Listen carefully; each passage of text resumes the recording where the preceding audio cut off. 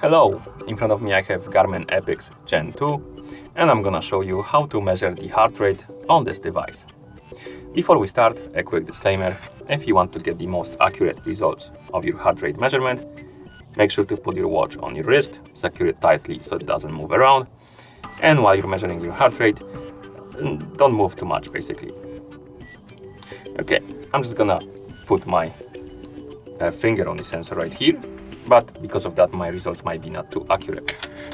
Now let's continue with the measurements. So first thing you will need to do is to wake up the screen on your watch. You can do it by pressing the light button or tapping on the screen.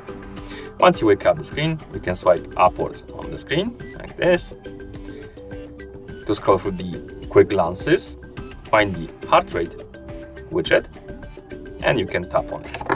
And here we have the heart rate measurement.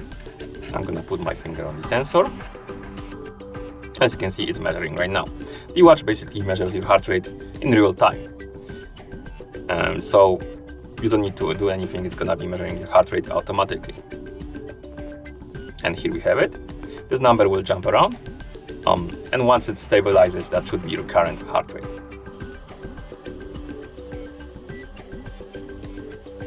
Okay. And once you're done measuring your heart rate, you can press the back button to go back, like this. If for some reason your watch is not measuring your heart rate, you can open the settings. So press and hold the /menu button to open the menu. Scroll down until you find the sensors and accessories option. Tap on it. Tap on wrist and heart rate.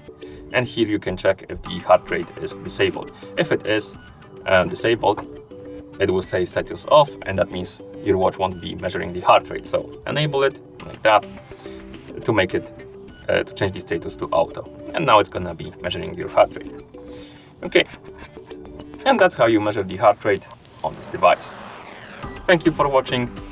If you found this video helpful, please consider subscribing to our channel and leaving a like on the video.